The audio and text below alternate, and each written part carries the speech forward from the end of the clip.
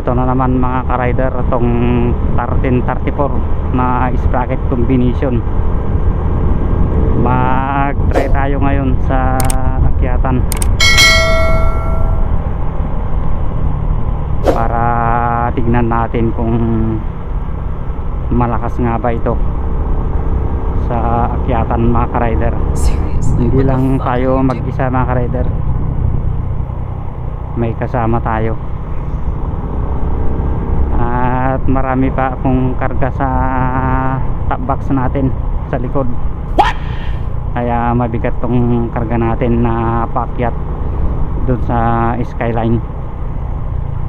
Matarik doon mga ka-rider. Kung ikukumpara lang natin sa paakyat sa Baguio, wala pa sa 1/4 mga ka-rider. At isabay din natin yung nagsabi sa atin kung paano diskarte sa pag-akyat. Sa pag-akyat naman mga ka-rider ay maraming diskarte yan.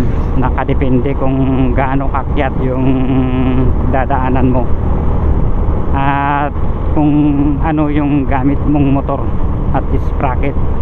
Mararamdaman mo din yan mga ka-rider, yung motor mo, kung malakas nga ba sa akyatan. Pero ang pagbabasihan natin ay itong motor natin 125cc at stock engine. Walang nabago tong kanyang makina kahit isa, hindi pa ito nabubuksan. Kaya stock engine ito mga ka-rider. Panurin nyo to hanggang dulo para malaman natin kung maganda ba ito na gamitin sa akyatan. At ito na, medyo akyatan dito mga ka-rider. Kung ganito lang kakyat, kaya pa ng 4th gear yan mga ka-rider. Pag ganitong kurbada, para hindi ka sumimplang, mag-release ka ng gear para mas maganda yung pagkurbada mo mga ka-rider, at mag-minor ka konti. Yan, naka-tercera tayo dito sa kurbadang ito.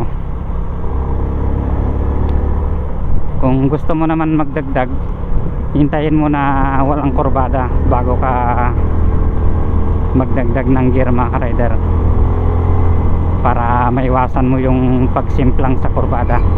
Ito, tercera pa rin, hindi pa ako nagbabawas. Yan, kung makikita nyo, kayang kaya nya.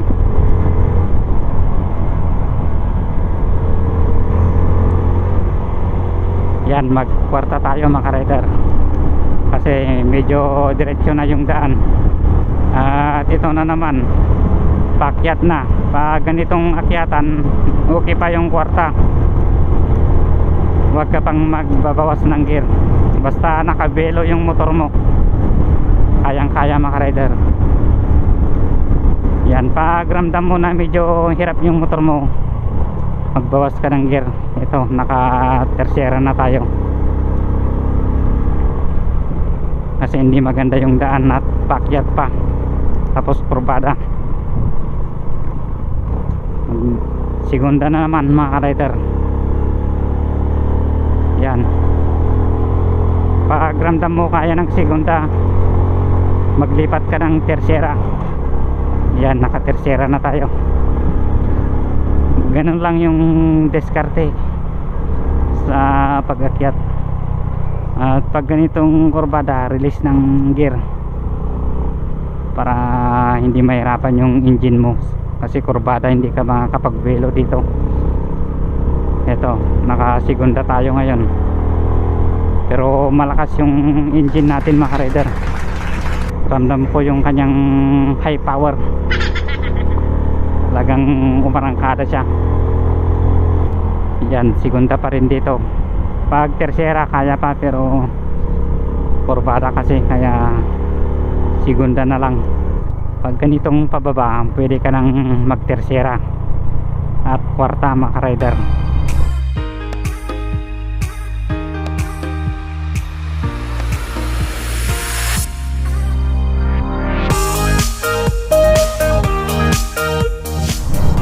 Ganitong daan mga ka-rider na pababa at kurbada, Kung kaya mo yung kwarta, gawin mo. Pero pag di mo kaya, wag mong gagawin mga rider. Hindi lang gumagana yung speedometer natin mga rider. Sira yung speedometer gauge natin. Kaya hindi pa tayo ngayon makapag-top speed. Ito, pakyat dito. Mag tercera na lang tayo mga rider, para siguradong makaakyat. Yan, naka-tercera tayo. Makaakyat naman. Yan, malakas naman mga rider. At lipat na tayo sa kwarta kasi pababa naman. At akyat na naman dito. Balik ulit sa tercera. Yan, tercera na ulit. Ganun lang ang diskarte mo mga rider sa nag-request nito.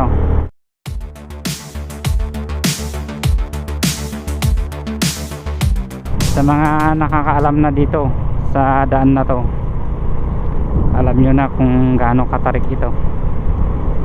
Pero sa mga hindi pa nakakaalam, hindi pa alam siguro kung gaano ito katarik. Segunda tayo dito kasi kurbada na at matarik. Yan, matarik na dito mga rider.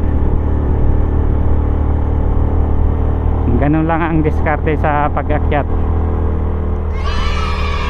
Umpisa ka sa mataas na gear, habang umaakyat nagbabawas ka. Ganun lang. At magbuelo ka pag umaakyat ka. Pag 125cc ka lang at stock engine ka, mas maganda yung nakabuelo ka. At pag ramdam mo na medyo humina yung makina mo, magbawas ka ng gear. Sigurado kayang kaya kang iakyat mga ka-rider.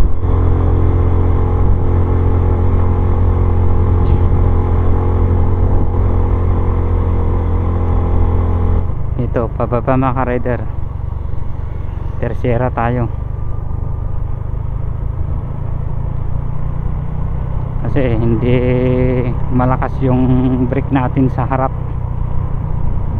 Medyo pudpud na kasi yung brake pad natin sa harap mga ka-rider. Simula nabili ko tong motor na to, hindi pa ako nagpapalit ng brake pad sa likod at sa harap. Ito, tercera mga ka-rider, pakyat. Magbuelo tayo. Yan.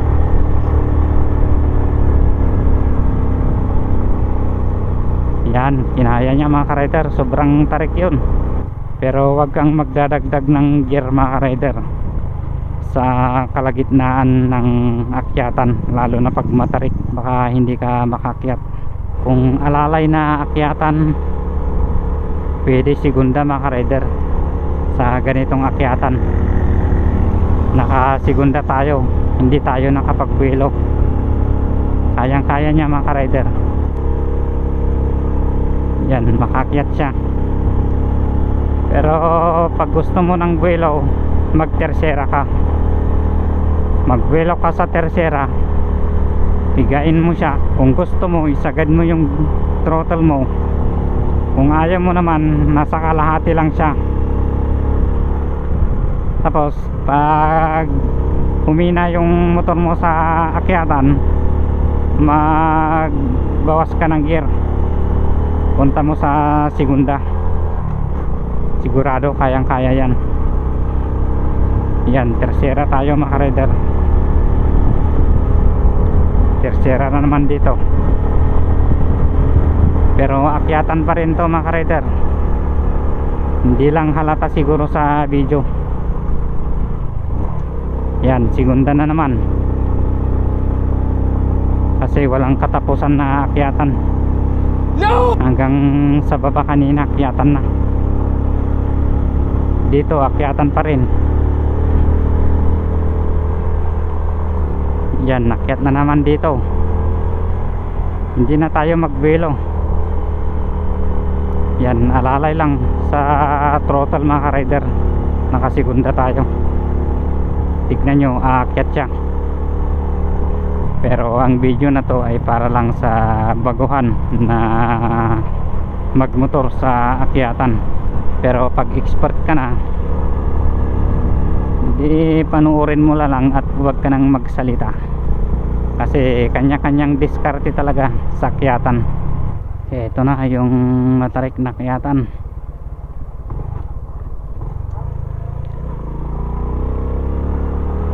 Primera na tayo.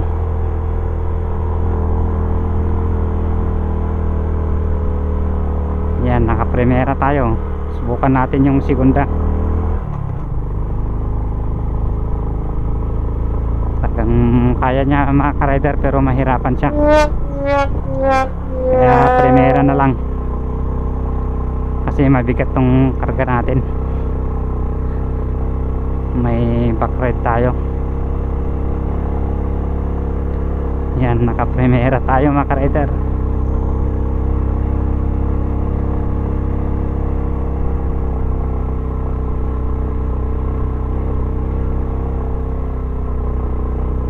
Pero hindi ako pumipiga masyado sa throttle. Wala pang 1/4. What? Kunti lang. Pero parang pagong na umakyat. Yan mga ka-rider.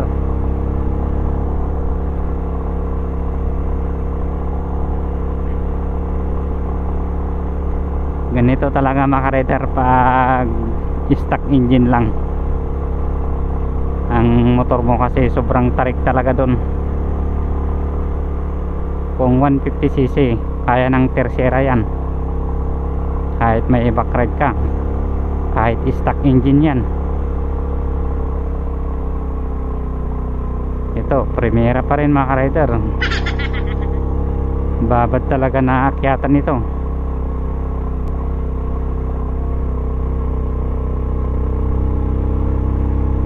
Ayan.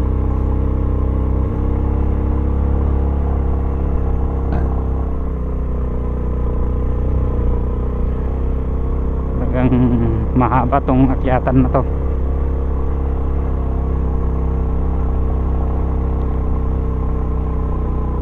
Ayan. Dito na tayo sa medyo patag. Kaya segunda na. Pero akyat pa rin ito, pero hindi na ganong katarik. Patag na dito mga ka-rider at medyo malamig na. I-stop muna tayo dito para pahinga lang ng konti.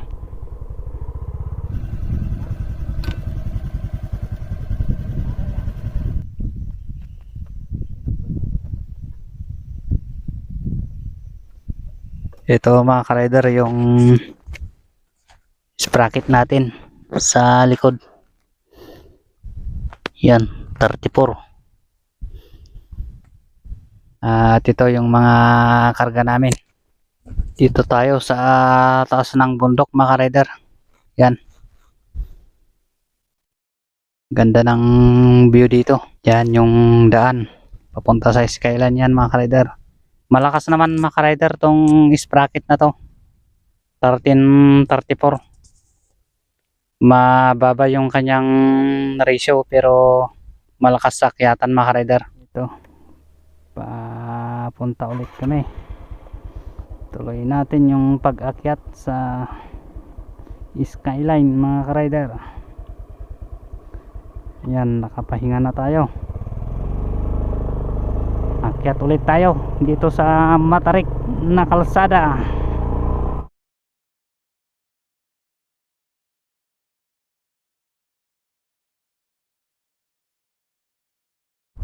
Ito na yung matarik na akyatan. Siguradong primera ulit.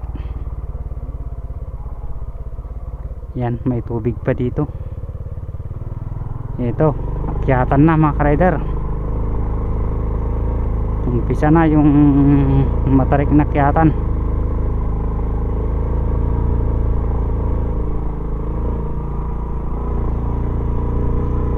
Yan, naka-primera tayo. Talagang hindi kakayanin ng segunda dito. Kaya siguro to pag mag-isa ako at wala akong karga sa likod. Kaya ng segunda dito. Pero may backride tayo mga rider, at may karga pa tayo dun sa likod sa top box. Kaya primera na lang para sigurado.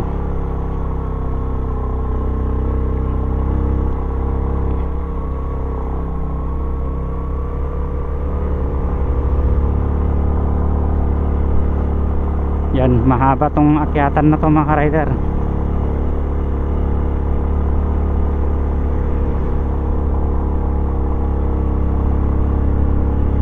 Naka-primera pa rin tayo. Ito, akyat talaga ng sobra.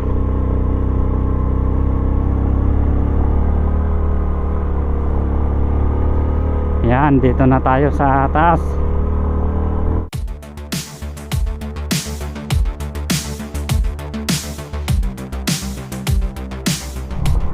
Ito, segunda na naman dahil matarik. Mag-primera pa tayo mga rider. Yan, naka-primera na. Matarik kasi dito.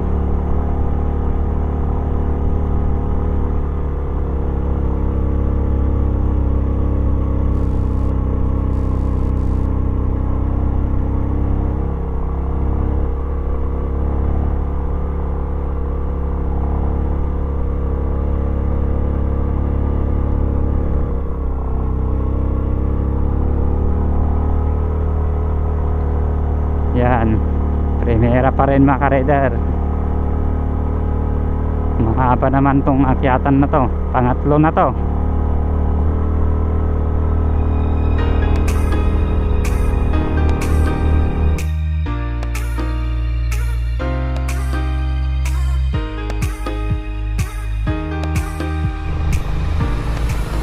Ito mga ka-rider, skyline. Daming paninda dito. Diyan yung kanto kitanday. Pero parang walang tao dito.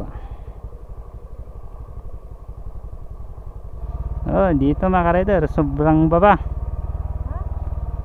Talagang napakaganda doon eh.